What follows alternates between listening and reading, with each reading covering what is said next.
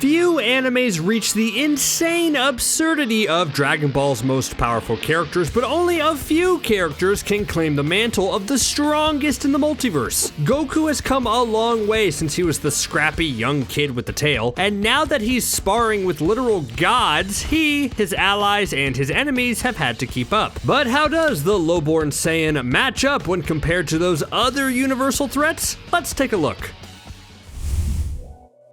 As the leader of the Pride Troopers, Toph was one of the strongest fighters in the Tournament of Power, only rivaled by Jiren in his universe. And this was a spot he rightly earned before utilizing the power of a God of Destruction. Once he gained access to the powers of a God of Destruction, Toph's already impressive strength and abilities get amplified even further. Toph became so powerful, in fact, that it took Vegeta effectively sacrificing himself with his iconic final explosion to defeat him. Most of Toph's notable powers come from his use of destruction energy. As he becomes a pseudo-god of destruction, he gains access to powers such as the Hakai, as well as his Beerus Ball-like ability, Spear of Destruction, which nearly overwhelmed Vegeta entirely. Outside of his god of destruction powers, Toph is an imposing powerhouse, employing a myriad of grappling and striking abilities. With muscles only rivaled by his mustache, Toph proved himself to be a major player in the Tournament of Power, only surpassed by his comrade Jiren. But the real question is how well he'd do in a pose-off against Captain Ginyu.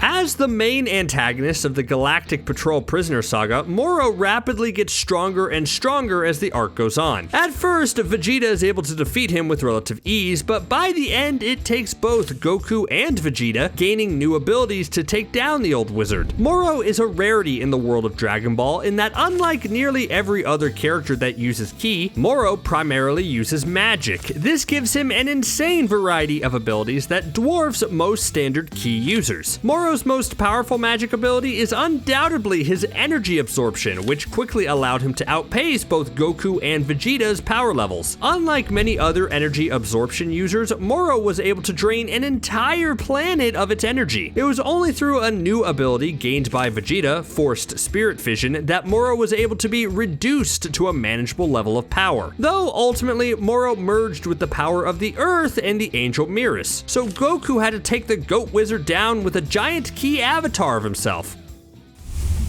The Tournament of Power featured the largest cast of new fighters that were ever seen in Dragon Ball, and the one that stood above everyone else in the tournament, including the Z Warriors from Universe 7, was the stoic alien Jiren. During the tournament, Jiren was no match for any individual fighter. He was able to outlast and even hit Goku during Ultra Instinct. Ultimately, it took the combined force of Android 17, Frieza, and Goku to push him out of the ring. Most of Jiren's abilities focus on destroying the enemy with overwhelming force, and it's something he does with ease. But he's no slouch in the defensive department either. He is capable of creating a powerful energy barrier that was able to repel simultaneous attacks from Goku, Vegeta, and Android 17 all at once. When he isn't using key attacks like his signature power impact ability, Jiren proves himself to be an incredibly powerful striker. When you've got upper body proportions like him, it's no surprise that his punches really hurt. While he may be outclassed nowadays due to the ever-escalating power levels of Dragon Ball, when Jiren inevitably fights Goku again, it's sure to be a slugfest.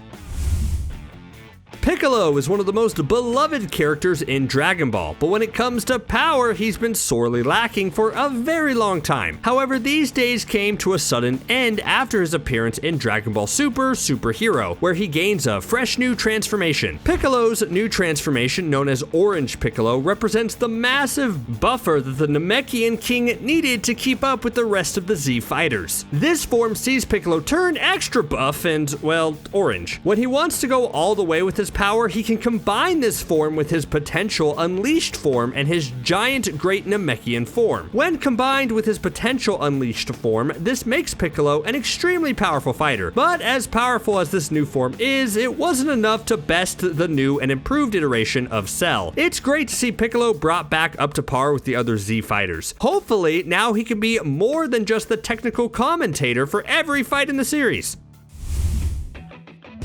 One of the all-time fan-favorite villains made his glorious return in the recent superhero Dragon Ball film. Unfortunately, he didn't have the personality of the Cell we all know and love to hate, but he was leagues stronger than ever before. As powerful as this form was, it's fortunate he was only in his semi-perfect form because very few people on this list could have survived a perfect Cell Max. It took a very well-placed special beam cannon by Gohan to take the powered-up Cell clone down for good. While Cell Max loses out on some of the original Cell's abilities such as absorption and regeneration, his power is pushed to the absolute max. He was able to push both Piccolo and Gohan so far that both of them unlocked new maximum abilities just to have a chance at taking the android down. He may not be the lovable, narcissistic, and pompous Cell that we know and love, but his power increase speaks for itself. With Frieza getting so much love lately, maybe we can see the original Cell return in all his glory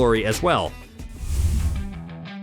Gohan has been in a very similar position to his mentor Piccolo in recent years, relegated to the sidelines in most major conflicts. This all changes in the latest movie when Gohan unlocks his awesome new form. Gohan never really reached the same heights he had achieved when defeating Cell or fighting Majin Buu, but with his new form, Gohan Beast form, it looks like that might be changing soon. As the ultimate form of Gohan's potential unleashed power-up, the Gohan Beast form is incredibly powerful and skyrockets Gohan's strength near the likes of Goku and Vegeta. Gohan achieved this form the same as how many forms are obtained in Dragon Ball. He saw Piccolo get destroyed by the Big Bad and got really angry. In fact, this transformation is very similar to the way that Gohan first achieved Super Saiyan 2 with Cell finishing off Android 16. This form is so strong that Gohan was able to defeat Cell Max, who had just absorbed simultaneous attacks from a number of Z fighters with one well-placed special beam cannon. The future is looking bright for the former strongest Saiyan ever. Here's hoping that he gets more time to shine going forward. The only thing surprising about Goku being on this list is that he is this low, but when you consider some of these later heavy hitters, it's no surprise why. As the series protagonist, Goku has often been the strongest around, but as more threats make themselves known and his allies continue to improve, he is fighting harder than ever before to be the strongest fighter. Goku is a bit of a goofball, but he takes his training extraordinarily seriously and is a prodigy with a genius mind for martial arts. His tenacity and natural talent have always kept him near the peak of any power ranking list, and it's been well earned. In the Dragon Ball Super era, Goku's primary focus has been to gain a greater understanding of Ultra Instinct and how to best utilize it. Unlike Vegeta, who's going down a more offensive path, Ultra Instinct, when perfected, makes Goku nearly intangible. Goku has a nearly endless pool of abilities, transformations, and talents that he can pull from at any time, which gives him a massive edge in battle. Not to mention that his ki energy is nearly endless and only ever starts to deplete against the strongest of opponents. It's safe to say that as long as Goku stays on top of his training and takes his heart medication, he will continue to be one of the strongest characters in the series. Vegeta fans, rise up! The Prince of Saiyans has finally stepped out of Goku's shadow and is forging his own path, and fittingly, it's the path of destruction. Whereas Goku is trying to perfect the defensive ability of Ultra Instinct, Vegeta is mastering the more offensive and perfectly fitting Ultra Ego. Instead of training in Ultra Instinct with Whis, Vegeta decided to enlist the help of Beerus and learn a more destructive combat ability in Ultra Ego. While you could make the case for Goku being ahead of Vegeta, they are so closely matched right now that Vegeta deserves it just for the change of pace. Also, Vegeta was able to force Granolah to use more of his power in order to defeat him. Ultra Ego is, in essence, the direct opposite of Ultra Instinct. Whereas Ultra Instinct helps you avoid damage, damage taken while in Ultra Ego makes the user stronger. In this form, Vegeta's ki is identical to that of a God of Destruction, giving him all the abilities of one. The obvious downside of Ultra Instinct is that it makes the user bloodthirsty and reckless, fitting for Vegeta, but dangerous if not properly reined in. It will be awesome to see how much more Vegeta and Goku can diverge in their abilities, and which one leads to greater success. With these opposing powers, it largely comes down to who could outlast the other. In the original movies, Broly was little more than a big green-haired rage monster, but in Dragon Ball Super, Broly gets a much better backstory and becomes a very sympathetic character. But just because Broly isn't a mindless villain anymore doesn't mean that he isn't still a force of nature. In fact, Dragon Ball Super's version of Broly is almost only rivaled by the gods themselves. In line with his physique, Broly is an absolute powerhouse of a Saiyan, and as is fitting for the fabled Legendary Super Saiyan, Broly is almost certainly the strongest Saiyan in the series right now. While Broly hasn't been formally trained in any serious way, he is a combat prodigy and was quickly able to adapt to whatever Vegeta and Goku threw at him, easily overpowering them. Broly's abilities utilize his incredible bulk and ki energy to simply destroy anything and anyone that stands in his way. Once Broly can get his power under control, it's unlikely that anyone could defeat the Legendary Super Saiyan. A fairly recent addition to the Dragon Ball Super manga, Granolah is a sympathetic antagonist who wants revenge against Frieza and the Saiyans. We may forget it now, but the Saiyans were a conquering army that destroyed and enslaved countless worlds under Frieza's banner. Though unbeknownst to Granolah, he only survived the assault on his world due to the kind actions of a Saiyan, Goku's father, Bardock. Granolah is an excellent bounty hunter and sniper, but it's only when he summons the dragon of his home planet that he becomes one of the strongest mortals in the universe. After his transformation, Granolah was just above that of both Goku and Vegeta in their mastered Ultra Instinct and Ultra Ego forms respectively. Ultimately, Granolah realizes that his quest for vengeance is misguided and joins Vegeta and Goku against Gas. With the power increase from his wish, Granolah is undoubtedly one of the strongest mortals in Dragon Ball. As a member of the villainous Heater family, Gas is the primary antagonist of the Granolah saga. While a force to be reckoned with originally, Gas's true power is unleashed when his brother Elec makes a similar wish to Granolah's. After this wish, Gas becomes an unbelievably powerful mortal, able to fight on the same level as Granolah. However, once Elec removes Gas's headband, Gas goes berserk and demolishes the Cerealian with ease. He even takes on both Ultra Ego Vegeta and Ultra Instinct Goku at the same time, only employing minimal effort to take down the duo. Gas was only able to be defeated when a fully powered but injured Goku, Vegeta, and Granolah worked together to take him down. The one thing that is able to finish off Gas for good is a surprise attack from the Galactic Emperor, Frieza.